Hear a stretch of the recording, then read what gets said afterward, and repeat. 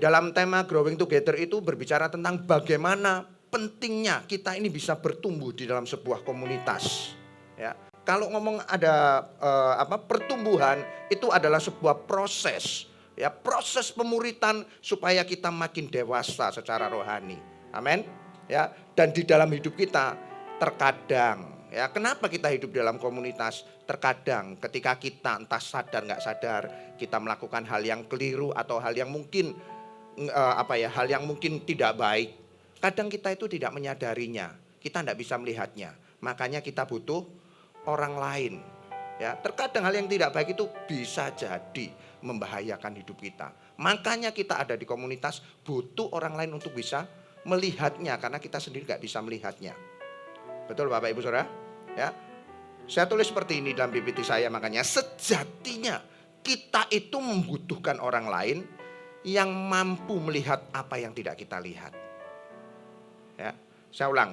Sejatinya kita ini butuh orang lain untuk melihat apa yang mungkin kita tidak bisa lihat.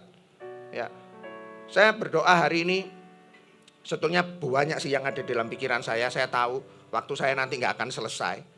Ya, tapi saya berdoa supaya nanti yang hal-hal yang praktis, yang singkat yang saya bagikan, benar-benar Bapak Ibu Saudara bisa nangkep betapa penting untuk kita itu ada di dalam komunitas. Kenapa tadi saya ngomong, saya ini banyak bertumbuh dalam komunitas. Saya ini sudah berulang kali juga kadang ngomong ketika khotbah, saya ini sudah lama kalau ngomong di dalam komunitas. Mulai dari orang yang kalau ngomong orang nggak bisa bicara nanti katanya bisu. Maksudnya nggak berani bicara di depan banyak orang, nanti kalau disuruh doa apa. Sekarang ya terpaksa sih ya di depan ini, betul ya. Tapi artinya lewat komunitas dari hal-hal yang kecil kadang dibentuk mulai dari hal-hal yang sederhana mungkin yang dulu. Ya bukan nggak bisa berdoa sih, biasanya kalau suruh berdoa juga mungkin diam. Tapi poin saya gini, kita ini butuh komunitas itu supaya benar-benar kita itu bisa melihat apa yang mungkin kita nggak sadar, orang lain bisa lihat, ini loh kelebihanmu. Ya, bukan berat badan loh Bapak Ibu Saudara, bukan. Ya, ini loh kekuranganmu. Kita butuh orang lain supaya apa? Supaya kita ini bisa semakin bertumbuh. Amin Bapak Ibu Saudara. Ya, kita butuh orang lain untuk apa? Untuk menegur dan menasehati, bahkan mengkritik kesalahan kita. Sorry ya saya harus ngomong seperti ini, karena itu hal yang paling gak enak termasuk buat saya. Kalau kita dinasehati itu bahasanya masih enak. Kalau dikritik itu loh, langsung auto defense, menutup diri. Langsung bentengnya dipasang temboknya. Ya kan, kalah tebel itu Great Wall. Wih, ya kan, kalau dikritik, aku enggak kayak gitu. Betul enggak? Ketika kamu atau ketika Anda sendirian, maka Anda akan berhenti bertumbuh. Bahkan Bapak Ibu Saudara bisa mati. Karena kita pada dasarnya kita ini manusia, diciptakan Tuhan sebagai makhluk sosial. Oleh karena itu Anda butuh komunitas untuk bertumbuh. Lihat kanan kirinya dulu. Aku butuh kamu untuk bertumbuh. Ayo yang tengah-tengah yang belakang juga. Supaya apa? Supaya ada yang kasih makan Bapak Ibu Saudara, ya kan? Aku butuh Anda, termasuk saya butuh Anda semuanya untuk bisa bertumbuh. Ya, dan hari ini khotbah saya kasih judul susah menjadi gampang. Nah, ya kan? Untuk bertumbuh itu kalau diomong susah ya susah. Kalau diomong gampang ya gampang. Ya, kenapa saya kasih gini? Supaya Bapak Ibu Saudara ingat judul khotbahnya susah menjadi gampang. Saya tanya dulu ya supaya sebelum saya lanjut, siapa yang di sini merasa hidupnya susah? Enggak ada yang ngaku. Wih, seneng saya jemaat ngagel ini luar biasa. Hidupnya diberkati semua, enggak ada yang susah. Saya mau join di komunitas yang seperti ini. Gembalanya pasti luar biasa. Ketawanya ini tulus atau enggak ini? Ya, saya itu sering ngomong kayak gini Bapak Ibu Saudara. Hidup itu sudah susah. Mau dibikin gampang itu loh masih susah. Nah, ayo, betul enggak? Loh, enggak ada yang berani enggak. Oh, ini hidupnya seneng semua sih, enggak ada yang susah. Ya kan? Kadang kita ini hidupnya susah, mau dibikin gampang aja masih susah. Makanya jangan tambah dibikin susah. Nangkep maksud saya? Enggak nangkep saya ulangin lagi. Ya kan? Supaya ini merema judulnya ini kan. Sebelum ngomong firman Tuhan. Hidup itu sudah susah. Mau dibikin gampang itu masih susah. Makanya tambah jangan dibikin susah. Ya kan? Kita ini memang asli orang Indonesia. Kalau bisa dibikin repot ngapain dibikin gampang? Loh, betul enggak? Loh kok ketawa? Bener gak? Ini mau khotbah apa sih ini? Ya kan? Saya mau kenapa saya ngomong kayak gini? Saya mau supaya Bapak Ibu ketika nanti setelah firman Tuhan kita akan nyanyi lagu yang sebelum firman ini tadi. Artinya gini, saya mau ngomong gini, ketika kita mau meninggalkan manusia lama kita yang manusia yang hidup di dalam dosa untuk menjadi manusia baru, manusia yang hidup di dalam setiap kehendak Tuhan. Kelihatannya kalau kita berpikir itu susah, itu enggak mungkin.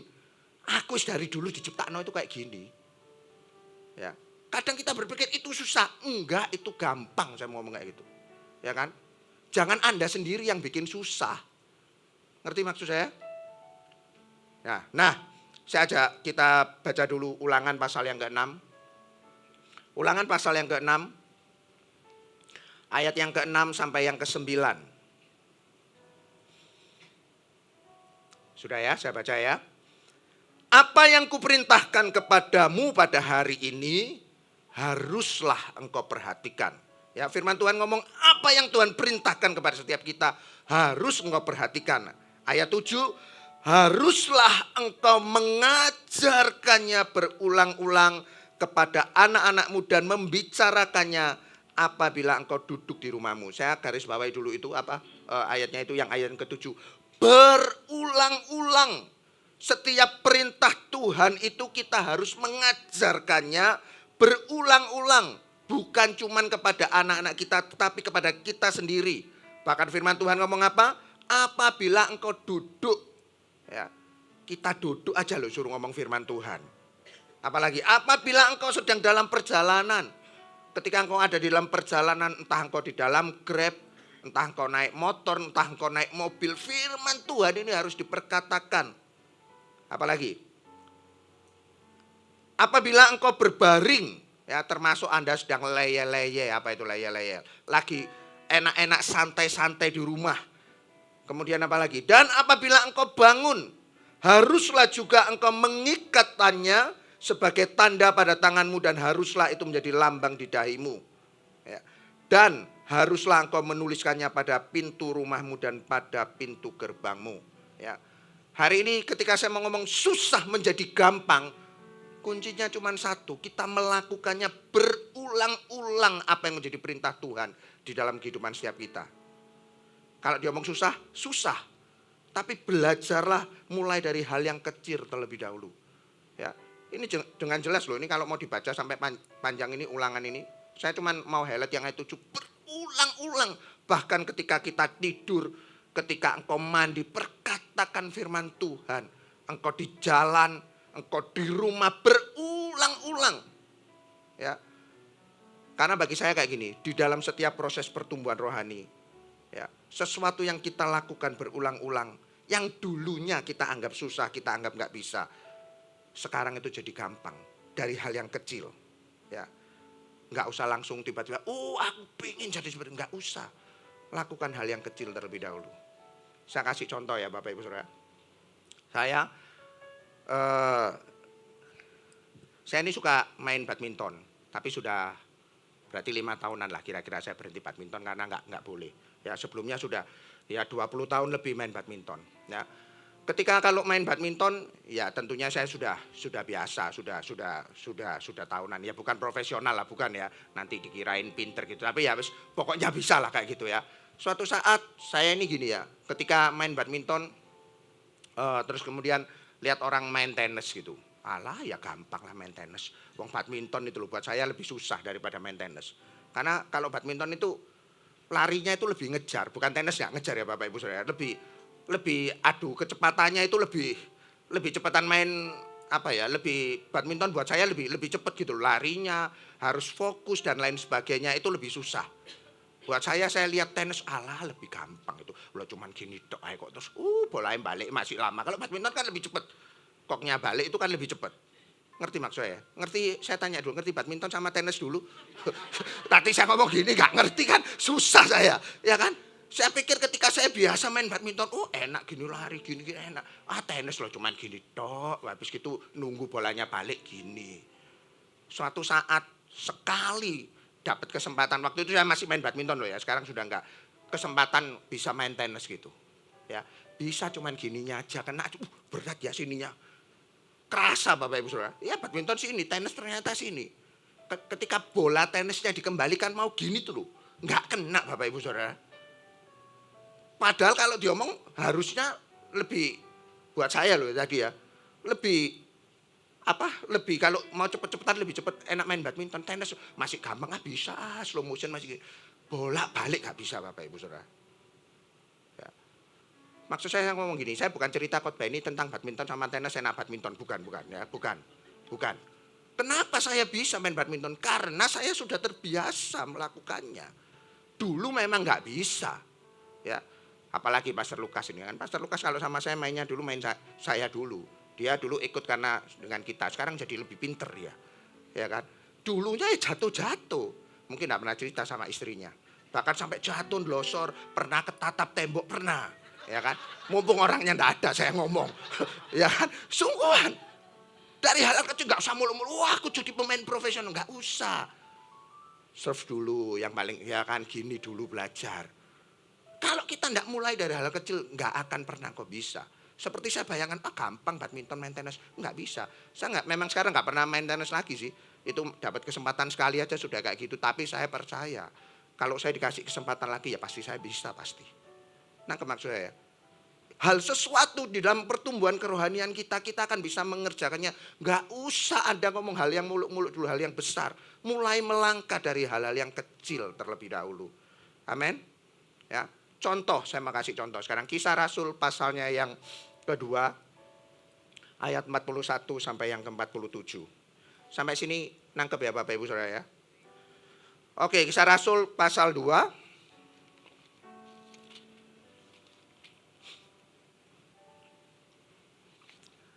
Ayatnya yang ke-41 sampai 47. Saya percaya sudah sering kita baca ayat ini. Cara hidup jemaat yang pertama. Orang-orang yang menerima perkataannya itu memberi diri dibaptis. Dan pada hari itu jumlah mereka bertambah kira-kira 3.000 jiwa. Mereka bertekun di dalam pengajaran rasul-rasul dan di dalam persekutuan. Dan selalu berkumpul untuk memecahkan roti dan berdoa. Maka ketakutanlah mereka semua, sedang rasul-rasul itu mengadakan banyak mujizat dan tanda. Dan semua orang yang telah menjadi percaya tetap bersatu, dan segala kepunyaan mereka adalah kepunyaan bersama. Dan selalu ada dari mereka yang menjual harta miliknya, lalu membagi-bagikannya kepada semua orang sesuai dengan keperluan masing-masing.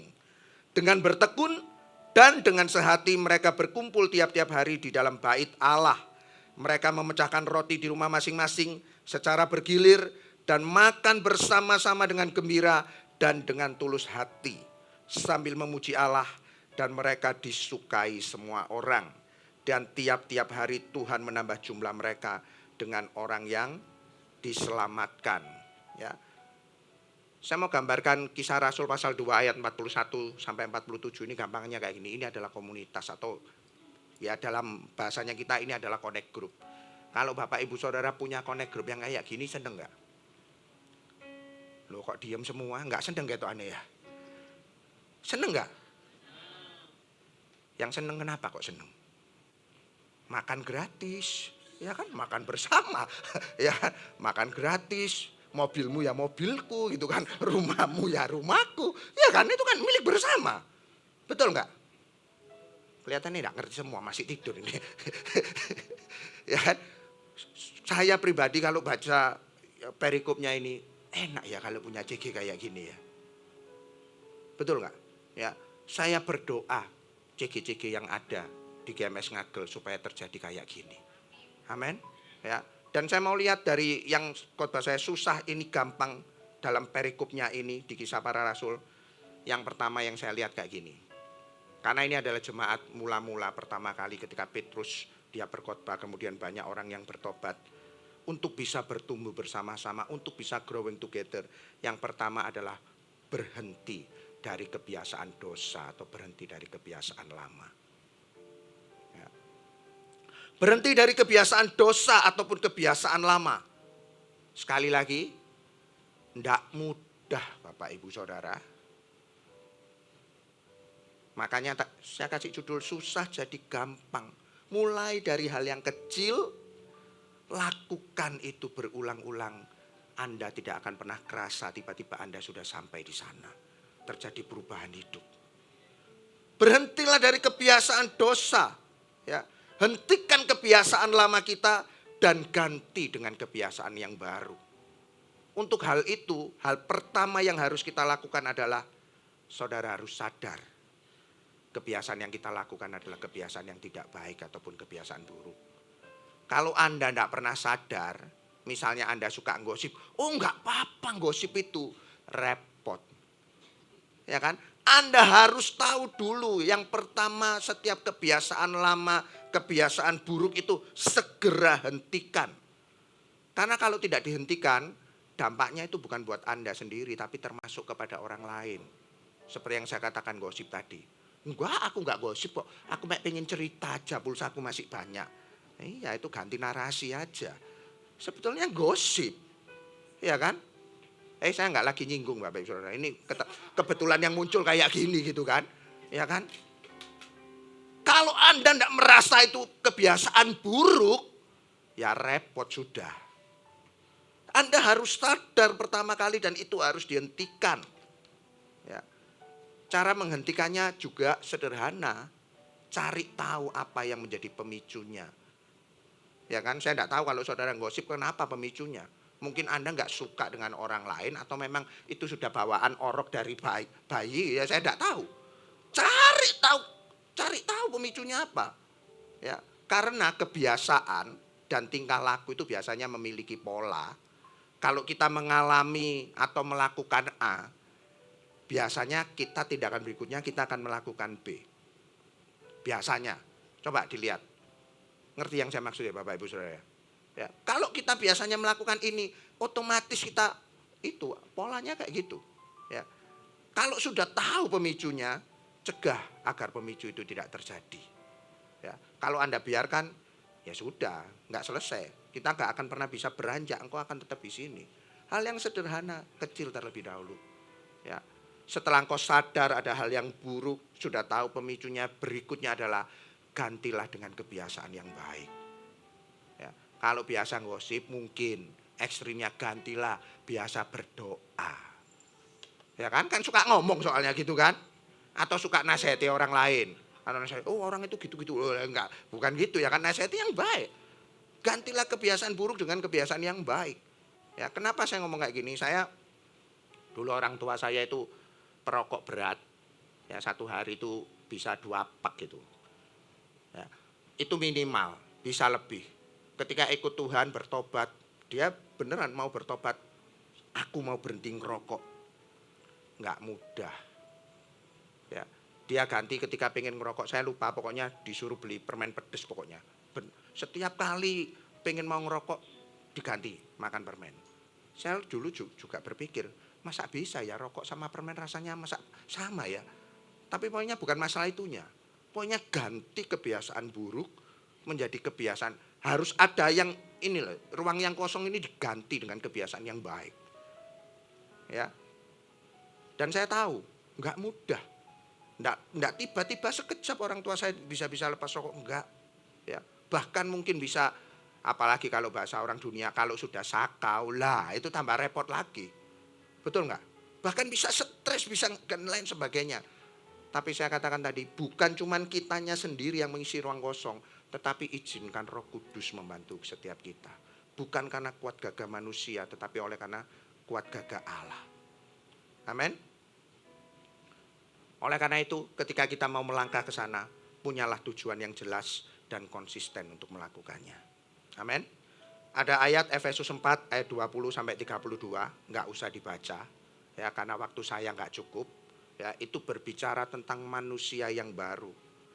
Manusia yang baru itu membuang setiap perkataan-perkataan dusta. Membuang amarah, ya, mencuri dan perkataan kotor dan lain sebagainya. Ya. Saya ngomong kayak gini, memang untuk meninggalkan kebiasaan lama ataupun kebiasaan dosa ini, saya nggak ngomong mudah ya, tapi susah. Tapi saya percaya pasti bisa. Saya kasih contoh Bapak Ibu Saudara. Kalau Bapak Ibu Saudara biasanya di rumah punya baju yang untuk tidur, ya, biasanya itu pasti baju lama itu pasti jarang baju baru, pasti baju lama yang sudah banyak cendelanya biasanya gitu. Ya, kalau misalnya beli baju tidur yang baru ada di lemari, ngambil baju tidur yang lama atau baju tidur yang baru? Hah? Ya karena enggak punya yang baru ya. Oh kok enggak enak gini pendetanya. Saya percaya pasti ngambil yang lama itu otomatis. Tangan ini sama mata ini otomatis ambil yang lama. Kenapa? Nyaman, enak. Ya kan jendelanya banyak. Walaupun yang baru lebih bagus. Sekarang pertanyaan berikutnya. Kalau Bapak Ibu Saudara punya baju pergi.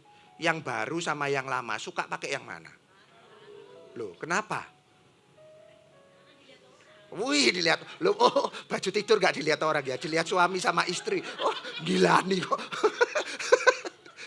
Kenapa kalau baju pergi kok bisa pilih baju baru supaya dilihat orang kelihatan bagus? Maksud saya gini loh, sama kalau engkau merasa nyaman dengan pakaianmu yang lama dengan kehidupan dosa, memang nyaman. Dosa itu saya selalu ngomong, dosa itu enak, tidak ada dosa yang gak enak. Ya. Tapi engkau akan kelihatan jauh lebih indah, jauh lebih bagus ketika engkau mengenakan baju yang baru. Tinggalkan ini kenyamananmu, saya tahu gak mudah. Ya kan? Saya tadi bisa kasih contoh baju tidur karena saya dulu juga gitu, enak ini. Kadang yang lihat tuh gila nih, buan, enak kok, saya pakai lo aku bukan kamu gitu kan.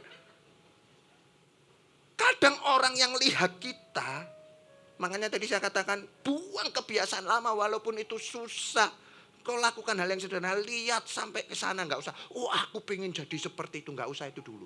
Hal yang sederhana, yang mungkin kau suka nggosip tadi saya ngomong, mungkin kau suka marah, tinggalkan itu pelan-pelan. Makanya tadi saya ngomong, saya bisa di sini seharusnya saya bisa ngomong panjang lebar, ya kan? Saya dulu tuh punya pemimpin yang perhatian buat saya. Saya dulu kalau nggak usah ngomong dulu ya. Kalau sekarang Bapak Ibu Saudara lihat saya kadang ada yang ngomong, oh ini pakaiannya bagus gini-gini ya, sepede aja saya. Kalau saya dulu baju saya itu besar-besar Bapak Ibu Saudara. Karena tubuh saya itu kurus. Nggak pengen kelihatan kurus gitu. Jadi bajunya gombor, rananya gombor. Ya kan Pak Edi sudah lama ya ikut. Ini saya sama Ciki saya sudah lama ini Pak Edi tahu pasti kenal saya. Betul ya? Ya, sudah bermetamorfosa kayak kupu-kupu, ulat jadi kupu-kupu. Ya.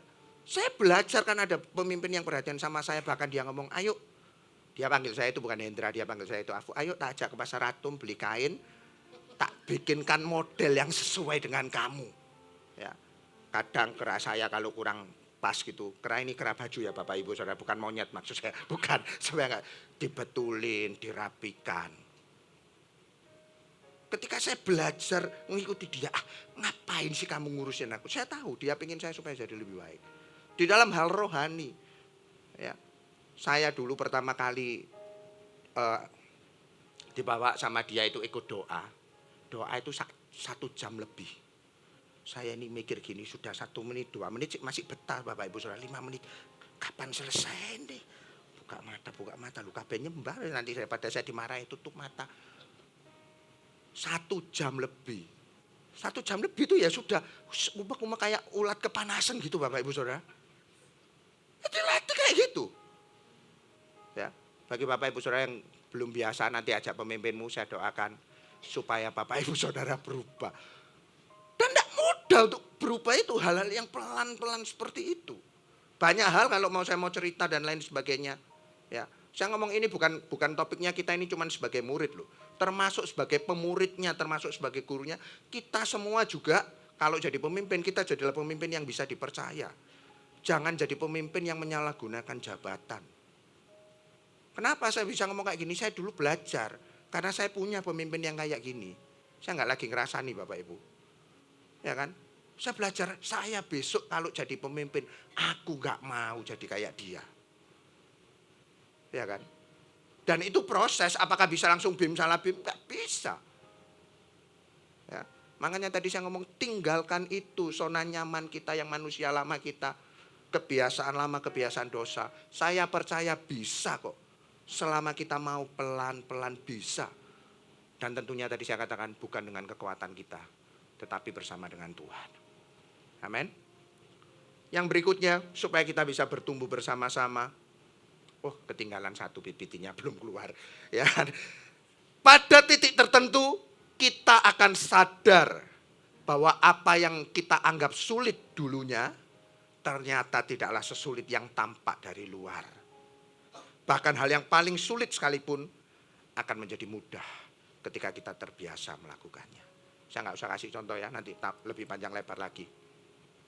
Lakukan itu secara konsisten berulang-ulang, saya percaya Bapak Ibu sudah pasti bisa. Kalau Bapak Ibu mungkin sekarang belum biasa membaca firman Tuhan, merenungkan firman Tuhan, saya nggak ngomong harus 5 pasal, 10 pasal, paksalah itu. Karena saya juga seperti itu, baca firman Tuhan itu buat saya lebih enak baca komik, gitu kan. Tapi paksakan itu. Ya. Bukan karena kita sebagai anak Tuhan, ya kalau mau ngomong kayak gitu, iya. Tapi di atas semuanya itu demi pertumbuhan rohani setiap kita. Amin. Yang kedua yang bisa kita lihat dari Kisah Rasul pasal 2, tadi ayat 41 sampai 47, mereka bertumbuh di dalam doa dan merenungkan firman Tuhan. Nah, itu jelas itu ayatnya.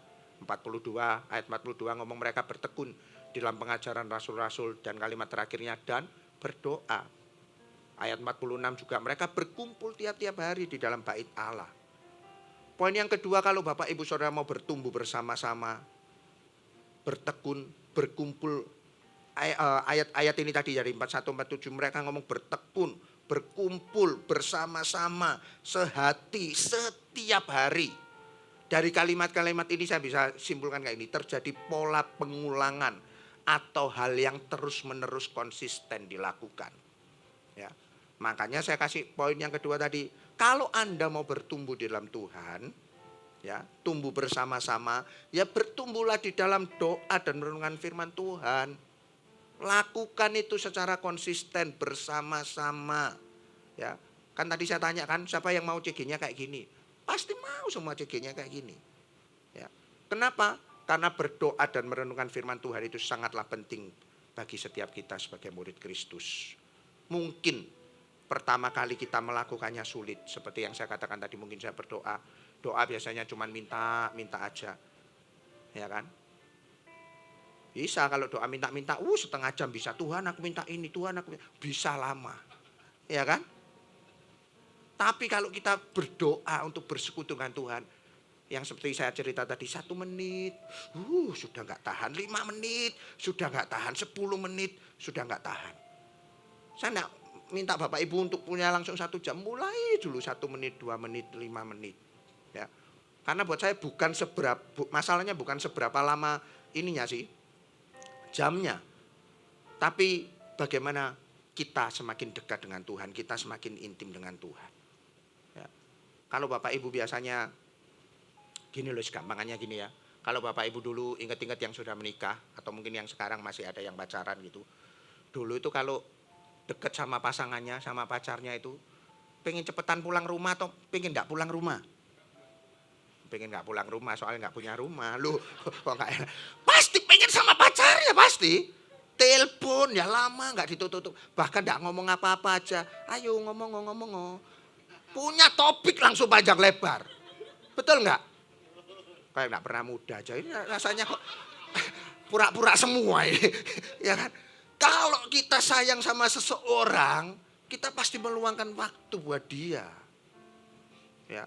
Dan bukan cuman buat saya, bukan cuman kita ini searah aja, tapi butuh 2 arah. Ya. Izinkan juga Tuhan itu berbicara kepada setiap kita. Apa yang dia mau, apa yang menjadi kehendaknya supaya terjadi dalam hidup setiap kita. Berikan telinga kita kepada Tuhan. Bukan cuman kita ini ngomong, minta Tuhan dengar terus saja. Ya. Beberapa bulan yang lalu, pertama kali saya trekking naik gunung, Bapak Ibu Saudara. Memang sengaja saya gitu kan. Nah, yang saya ceritakan bukan trekkingnya, tapi di dalam perjalanan trekking itu kita ada 10 orang lebih lah pokoknya kayak gitu. Ada yang tim yang berjalan di depan, ada yang di tengah, ada yang di belakang. Ya. Tapi tiba-tiba di satu titik gitu terpisah gitu ya. Terpisah, yang depan itu tiba-tiba yuhu. Saya ngapain orang ini nganggur gitu kan. Terus yang di tim saya, yang saya di tengah itu juga yuhu. Ngapain sih? Lah setelah sampai di tujuan baru saya tahu maksudnya. Ya.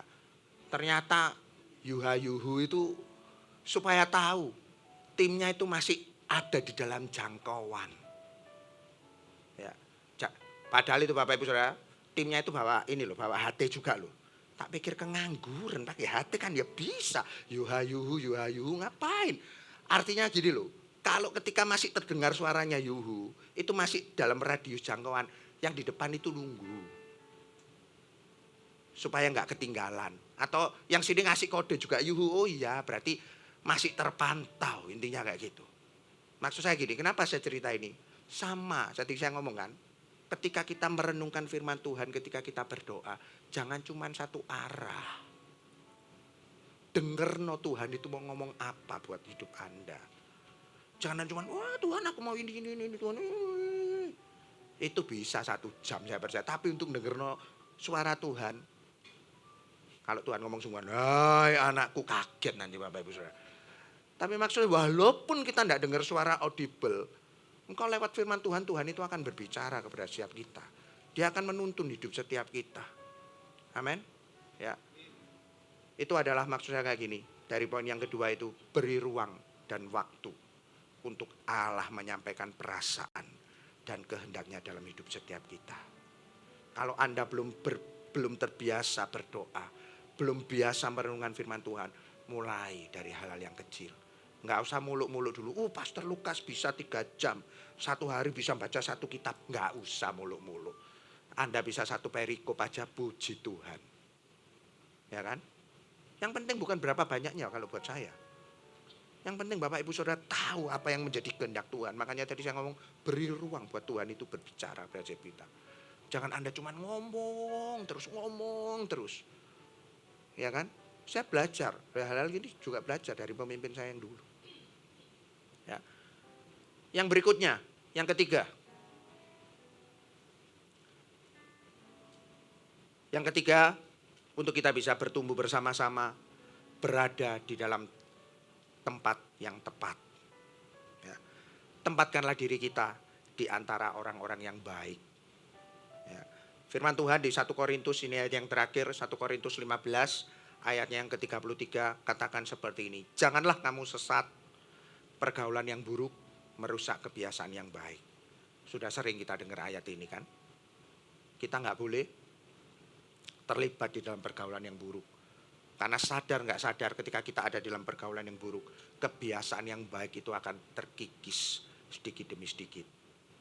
Kebalikannya atau sebaliknya, pergaulan yang baik akan mengoreksi setiap kebiasaan yang buruk.